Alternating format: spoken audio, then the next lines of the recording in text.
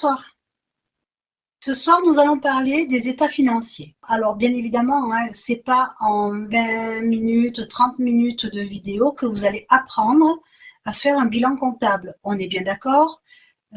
Si vous voulez lancer là-dedans, vous avez déjà fait vos enregistrements, vous avez déjà fait vos écritures de fin d'exercice, vos régularisations liées à l'exhaustivité de l'exercice. Si d'aventure vous ne l'avez pas fait et que vous ne savez pas le faire, je vous invite à aller regarder ma vidéo sur l'exhaustivité de l'exercice, ça vous aidera. Là, on est sur la phase finale, c'est-à-dire la création, l'élaboration du compte de résultat, du bilan et de l'annexe. Je tiens à insister sur certains comptes qui font l'objet de contrôles assidus de la part de l'URSSAF et de la part du fisc par rapport aux requalifications. Effectivement, certains qui ont des dépenses inavouables et inavouées sur le compte de l'entreprise pour des besoins personnels vont avoir tendance à essayer de le cacher. Et donc, ils vont le mettre dans des comptes un petit peu en marge. Bon. Pourquoi? Parce que déjà, on sait très bien que l'URSSAF va aller regarder 625, les indemnités kilométriques, les frais de déplacement. Alors bon, voyons voir, où est-ce que le chef d'entreprise est parti en vacances cette année? Ah, on a l'Espagne. Il a beaucoup tourné. Oh, oui, hein. Il y a beaucoup de fois où le plein a été fait le week-end ou un jour férié. Ou au restaurant un jour férié. Et puis, c'est quoi cet hôtel à tel endroit en bord de mer, vous voyez? Il faut arriver à justifier la chose. Donc, déjà, on est prudent sur les indemnités kilométriques. Alors, à plus forte raison si on a une voiture de société A. Bon. Si on a la voiture de société, eh bien, et qu'on a pris la voiture de société pour partir, là aussi, prudence sur les pleins. Il y a souvent une requalification en avantage en nature. Alors, c'est la double punition. Qu'est-ce qui se passe quand on a une requalification en avantage en nature de la part de l'URSSAF? C'est que d'une part, eh bien, ça passe en rémunération. Donc, il va y avoir les cotisations sociales dessus.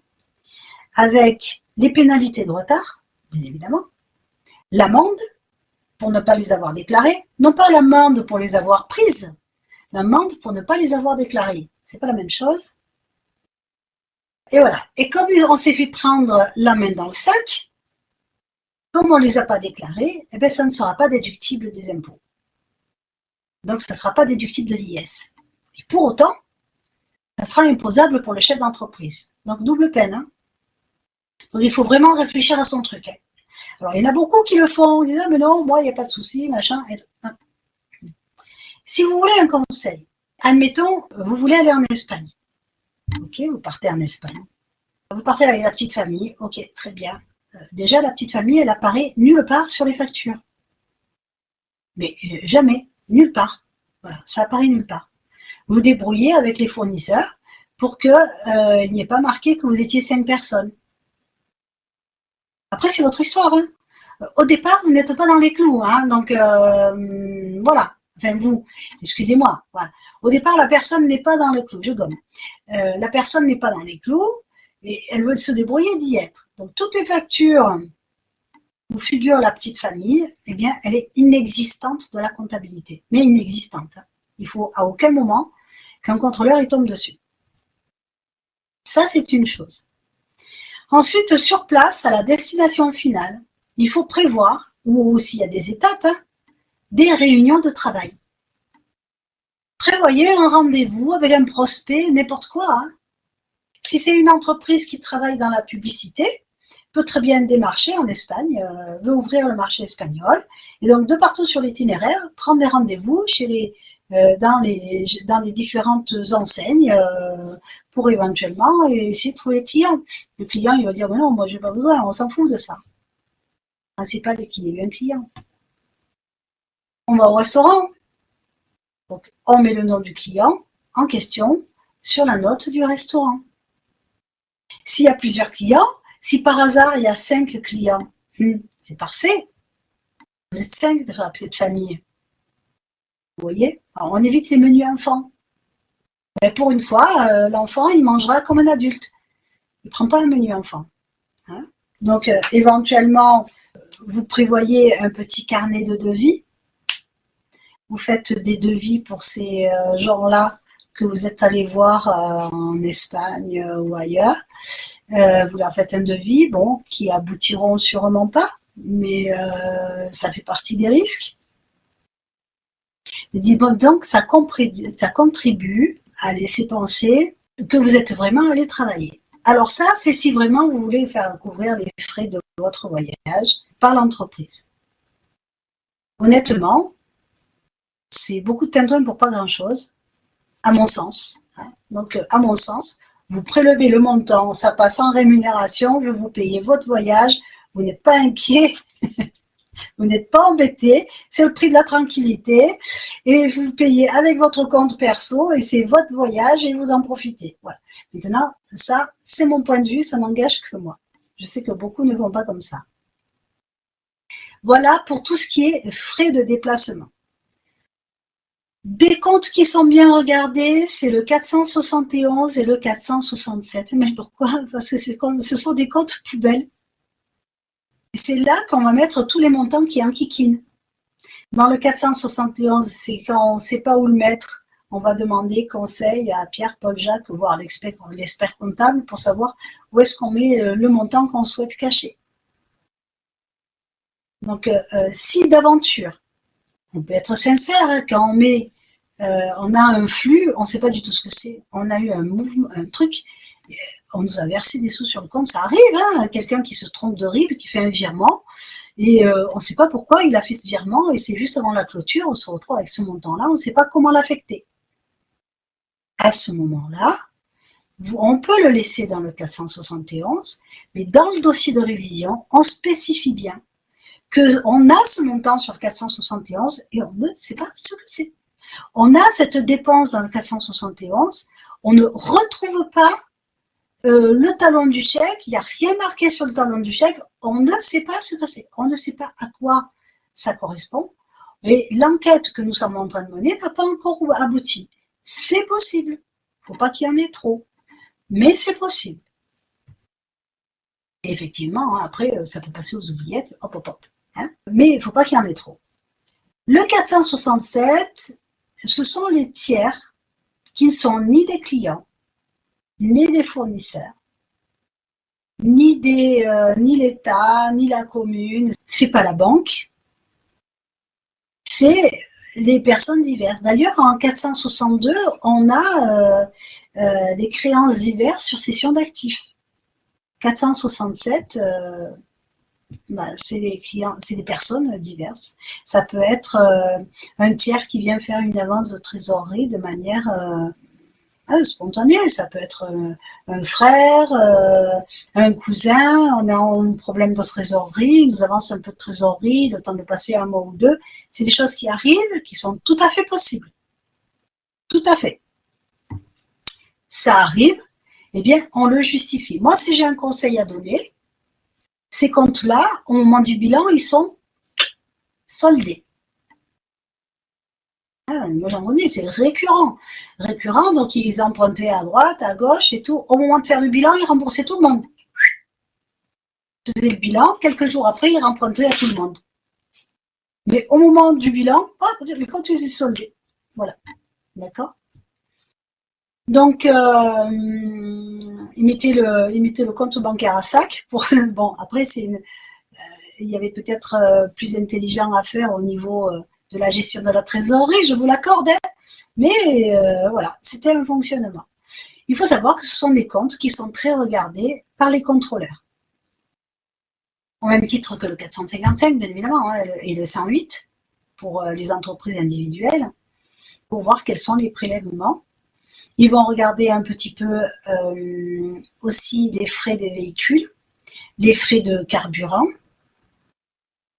Donc, bien évidemment, si le parc de véhicules est tout équipé en diesel, on évite d'acheter de l'essence. Bon, on a peut-être la tondeuse, mais bon, il ne faut pas que la tondeuse, elle consomme autant que si on y allait sur l'autoroute avec. Je ne sais pas si vous voyez ce que je veux dire. Il faut être un peu futé surtout. Alors, je le prends sur le ton de l'humour, bien évidemment. Je ne cherche pas à vous donner des idées pour frauder, ce n'est pas du tout l'objectif. Hein. C'est pour vous inspirer à la prudence. Une fois que ces points de contrôle sont vérifiés, on va établir notre compte de résultats. Donc, on va classer les charges et les produits par impact sur l'activité de l'entreprise. On va avoir d'abord tous les comptes qui vont contribuer au résultat d'exploitation. Qu'est-ce que le résultat d'exploitation? C'est le résultat lié à l'activité intrinsèque de l'entreprise. Tout ce qui fait partie de l'activité. Achat, vente, matières premières, les salaires qui servent à produire, le loyer du bâtiment, les dotations aux amortissements des actifs.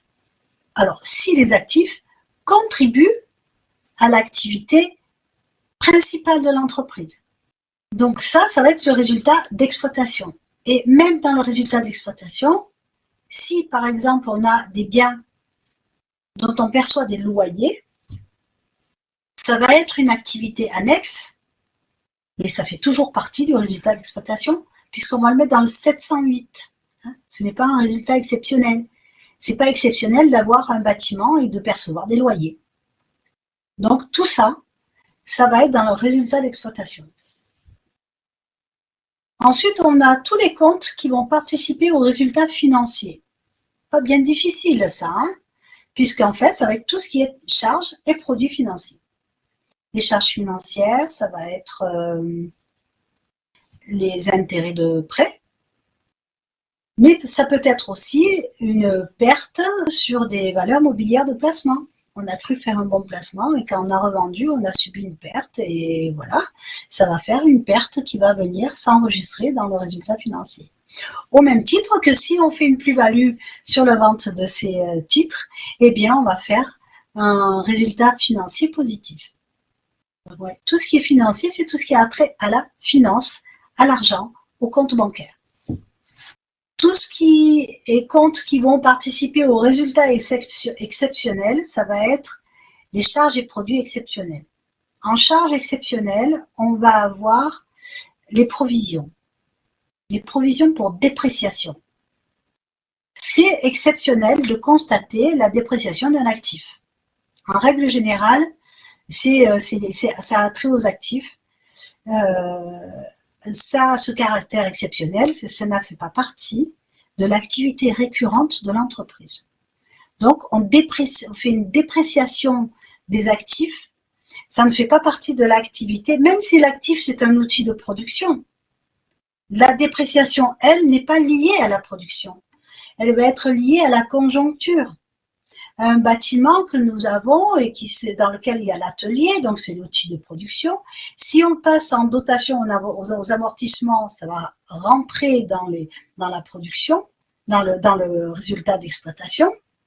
Mais par contre, si on s'aperçoit que ce bâtiment est dans une zone inondable et que de fait, il va perdre de valeur parce qu'on aura des difficultés à le revendre, eh bien, à ce moment-là, cette perte de valeur qui est liée au fait que c'est le bâtiment qui a une dépréciation et ce n'est pas lié à son exploitation, ce n'est pas lié à son utilisation, ça va être une charge exceptionnelle. On va parler des provisions, puisque je viens de les aborder. Selon la provision, ce qu'elle concerne, elle va être soit en résultat d'exploitation, soit en résultat financier, soit en résultat exceptionnel. Je viens de parler de provision pour dépréciation d'actifs qui va être un résultat exceptionnel. Par contre, l'entreprise a un gros stock de téléphones portables et puis il s'avère que ces téléphones portables, ils explosent dans la tête des gens. Et du coup, mes téléphones portables, je vais avoir du mal à les vendre. Alors, je vais essayer de faire des promos pour qu'ils dégagent. Je vais les vendre à 50%. Mais du coup, l'entreprise va perdre 50% sur la vente de ses téléphones. Donc son stock, elle peut le dévaloriser de moitié. Donc, elle va faire une provision pour risque sur dévalorisation de l'actif. L'actif, c'est le stock. Et comme le stock, c'est l'exploitation, cette provision va venir influencer, va venir impacter le résultat d'exploitation. Dans un même coup, l'entreprise a acheté des valeurs chez en bourse, des valeurs en bourse, la société Trucmuche. Et puis la société Trucmuche, il y a eu des malversations, l'action dégringole. Donc arrivé au moment de la clôture, arrive la feuille de la banque avec la valeur des actions détenues par l'entreprise, et là on se rend compte que ça a dégringolé, il y a une grosse perte latente sur la valeur de l'entreprise Trucmuche. Et bien là, on va faire une dotation aux provisions pour moins-value latente. On ne peut pas faire une dotation pour une plus-value latente, mais s'il y a une perte latente sur des valeurs boursières, eh bien, on va l'enregistrer. Et ça va venir impacter le résultat financier. On va faire une provision pour risque de dépréciation d'actifs financiers. Donc, ça va venir impacter le résultat financier. Dans l'analyse du résultat maintenant, donc on a fait nos 3 résultats, on a tout bien additionné. Il va y avoir les charges qui sont déductibles et celles qui ne le sont pas. Quelles charges sont déductibles? Déjà, au niveau, on va regarder tout ce qui est imposition. Ne sont déductibles que les impôts qui ont réellement été payés, d'une part. Les impôts et taxes qui ont réellement été payés. Donc, si on a fait une provision sur la taxe sur les salaires, ben, la provision ne va pas être déductible parce qu'on ne l'a pas payée. Mais par contre, on va déduire la taxe sur les salaires de l'année précédente. Donc, bon, c'est pas trop grave d'une année sur l'autre. Par contre, ce qui ne va pas être déductible, c'est la taxe sur les véhicules de société. Celle-ci, elle n'est jamais déductible. Mais par contre, on a enregistré la provision pour la payer, cette taxe. Parce qu'au niveau comptable, on sait qu'on doit la payer. Il faut venir réduire le résultat d'autant pour ne pas distribuer les sous. Parce que si on n'enregistre pas ça dans le résultat, les actionnaires vont se distribuer le bénéfice et il n'y aura plus de sous pour payer la taxe. Donc en fait, on n'a pas le droit de la distribuer, de distribuer l'argent qui correspond.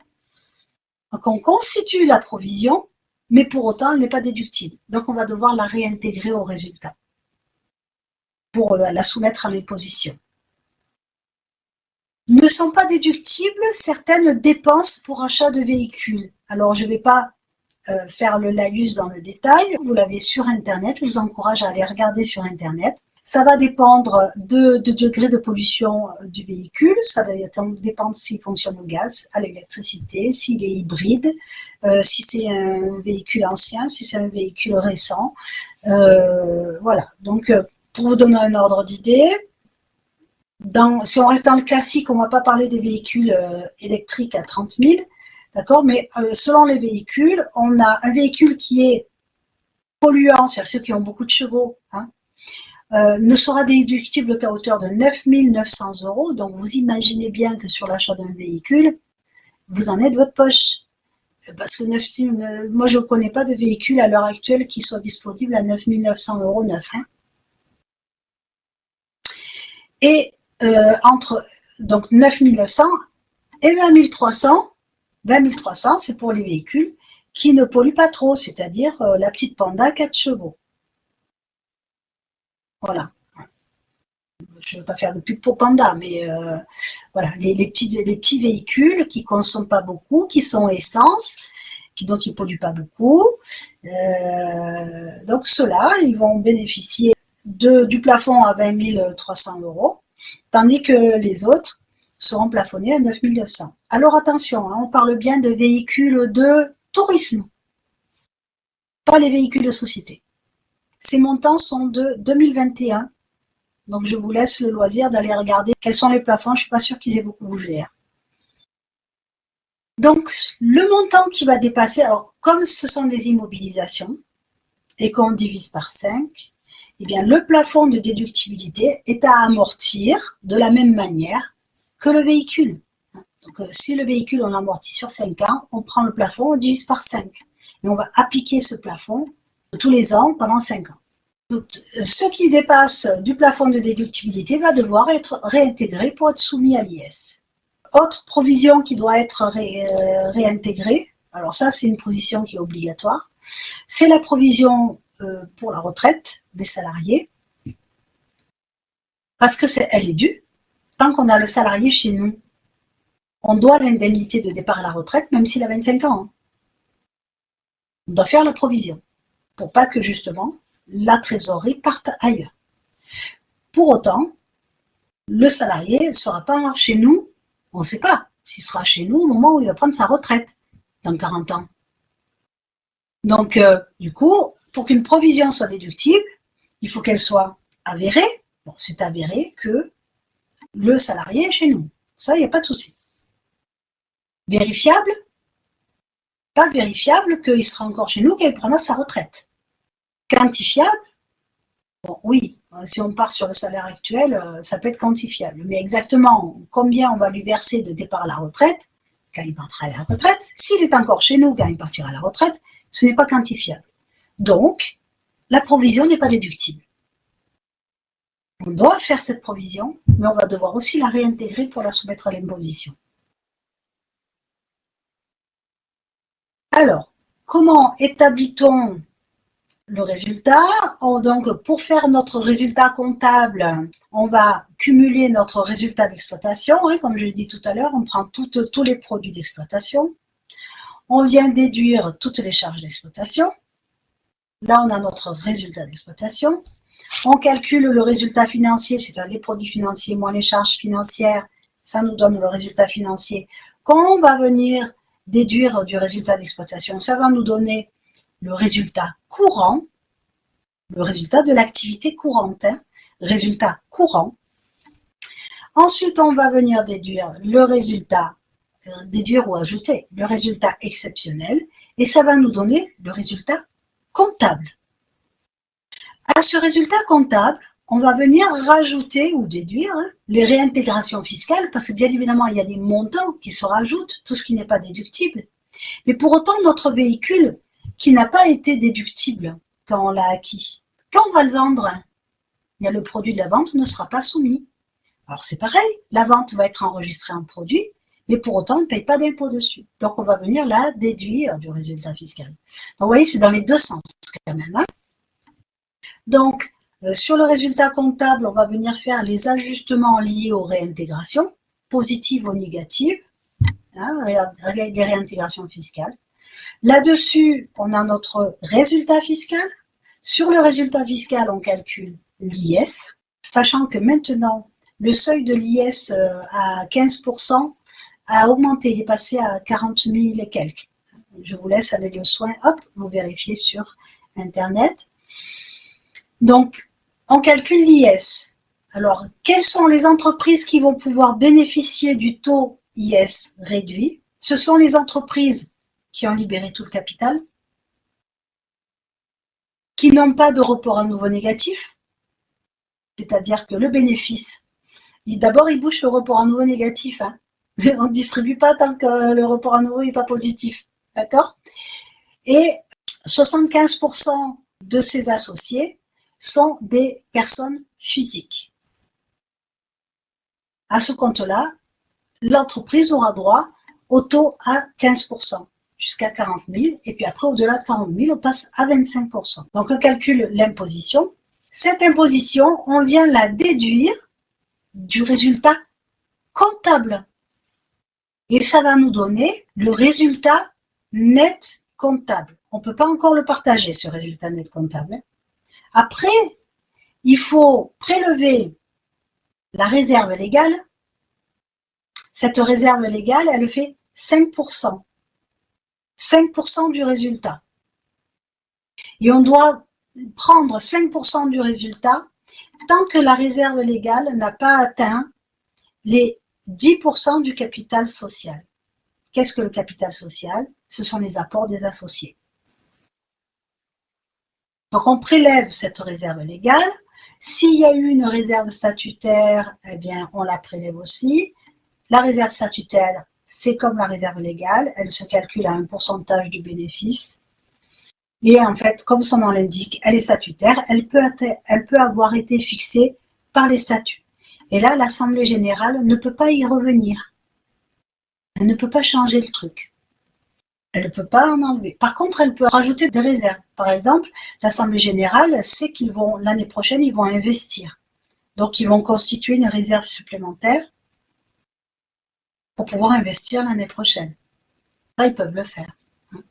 Voilà. C'est quand on a le vote de répartition du bénéfice. Une fois qu'on a enlevé toutes les réserves, on va avoir le bénéfice distribuable.